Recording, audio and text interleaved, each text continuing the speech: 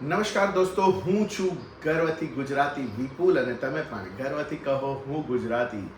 મિત્રો, ગયા વખતે આપણે ધબકારોનો રિવ્યૂ કર્યો હતો ત્યારે એ પછી ઘણી બધી ફિલ્મો બેક ટુ બેક રિલીઝ થઈ રહી હતી. એની પણ આપણે વાત કરી હતી કે લાંબા સમયના અંતરાલ પછી ઘણી બધી ગુજરાતી ફિલ્મો રિલીઝ થઈ રહી છે, બેક ટુ બેક રિલીઝ થઈ રહી છે.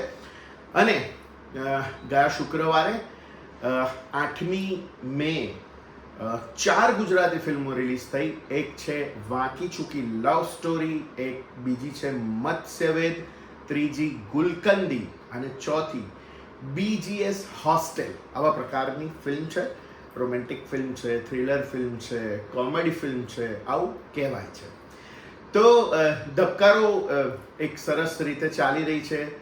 ગઈકાલ સુધી ધબકારાનું કલેક્શન લગભગ 4.5 કરોડ રૂપિયા સુધીનું થઈ ગયું છે, જે ઘણું સારું છે. પણ ઘણી બધી એવી વાતો પણ થઈ રહી છે ધબકારા માટે કે કદાચ એને આગળના બિઝનેસ માટે કદાચ નડી શકે છે.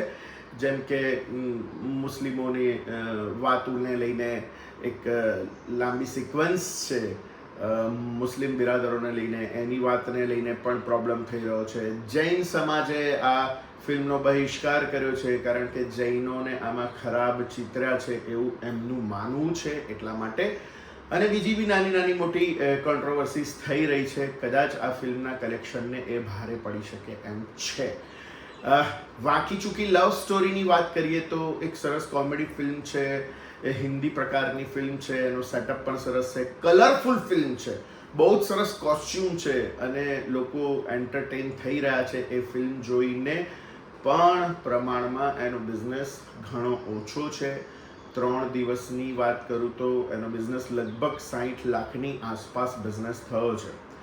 બાકીની 3 ફિલ્મો વિશે તો કંઈ કહેવા જેવું જ નથી રહ્યું. ગુલકંદી, મત્સ્યવેદ અને BGS હોસ્ટેલ નામની જે ફિલ્મ છે, લગભગ એ 3 થી લઈને 10 શોમાં ચાલી રહી છે. જુદી જુદી ફિલ્મો જુદા જુદા શોઝમાં, કોઈ 3 શોમાં, કોઈ 5 શોમાં, કોઈ 10 શોમાં, બસ.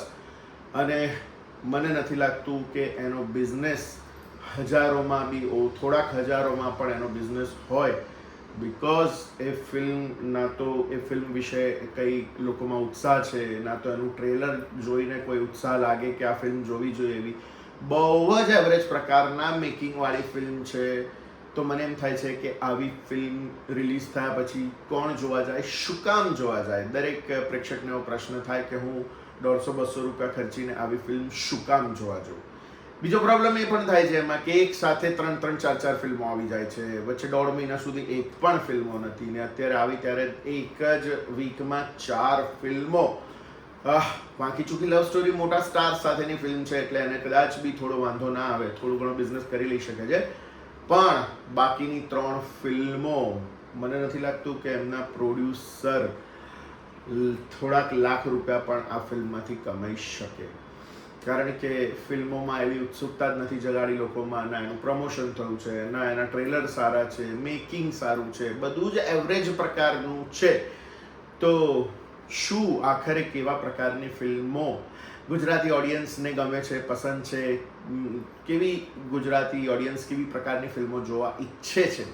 તો એક સારા પ્રકારની ફિલ્મ જોવા ઈચ્છે છે, કાઇન્ડ ઓફ વાંકી ચૂકી લવ સ્ટોરી, ધબકારો, એવા પ્રકારની.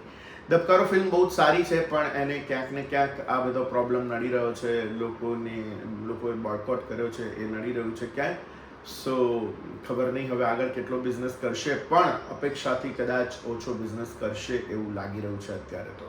તો દોસ્તો, મારો કહેવાનો મતલબ એક જ હતો કે એક સાથે 4 ફિલ્મો આવી અને 4 ફિલ્મો પાછી એવી રીતે આવી કે પ્રેક્ષકો શું કામ જોવા જાય? એક ફિલ્મ જોઈ શકે માંડ દર અઠવાડિયે. કદાચ મારા જેવા પ્રેક્ષક જેને રિવ્યૂ કરવાનો છે એ લોકો પણ માંડ એક ફિલ્મ જોઈ શકે. ત્યાં આ બધી ફિલ્મો તો કેવી રીતે જોવા જઈશું? અમારે તો જોવી પડે છે રિવ્યૂ કરવા માટે, એટલા માટે અમે જોવા જઈએ છીએ. તેમ છતાં કેટલીક ફિલ્મો અમે જોવાનું ટાળીએ છીએ. તો સામાન્ય પ્રેક્ષકો તો શું કામ જોવા જશે આવી બધી ફિલ્મો? સો આ ઘણી બધી સમસ્યાઓ ગુજરાતી ફિલ્મોને નડી રહી છે. સૌથી પહેલાં એનું મેકિંગ સારું હોવું જરૂરી છે, એનું પ્રમોશન સારું હોવું જરૂરી છે, અને પછી વધારે શોઝ લાગે એ પણ ખૂબ જરૂરી છે. તો ધબકારો તો એની જગ્યાએ છે, સરસ પહોંચી રહી છે. વાંકી ચૂકી લવ સ્ટોરી 60 લાખ રૂપિયાનું કલેક્શન થયું છે. મને લાગે છે કે 1.25 કરોડની આસપાસ એનું કલેક્શન, 1.5 થી 1.5 કરોડની આસપાસ એનું કલેક્શન થઈ શકે છે. કારણ કે ફિલ્મ સારી હોવા પછી પણ લોકોને જોવા માટે એટલો બધો ઉત્સાહ કદાચ નથી લાગી રહ્યો, મને એવું લાગે છે. તમે આ ફિલ્મ જોઈ કે નહીં? ધબકારો અને વાંકી ચૂકી લવ સ્ટોરી અથવા બીજી 3 જે પણ છે એમાંથી તમે કોઈ ફિલ્મ જોઈ કે નહીં? તમને ફિલ્મ કેવી લાગી? કમેન્ટ બોક્સમાં જરૂરથી લખો. મળીએ છે દોસ્તો આવતા શુક્રવારે કોઈ સારી ફિલ્મના રિવ્યૂ માટે. તો મારી આ ચેનલને હજી સુધી તમે સબસ્ક્રાઇબ ના કરી હોય તો જલ્દીથી એને સબસ્ક્રાઇબ કરી લો. અને આ વિડીયો તમને ગમ્યો હોય તો એને લાઈક કરો, શેર કરો. મળે દોસ્તો આવતા શુક્રવારે અથવા તો નવી ફિલ્મના રિવ્યૂ સાથે. સ્વસ્થ રહો, મસ્ત રહો. આવજો.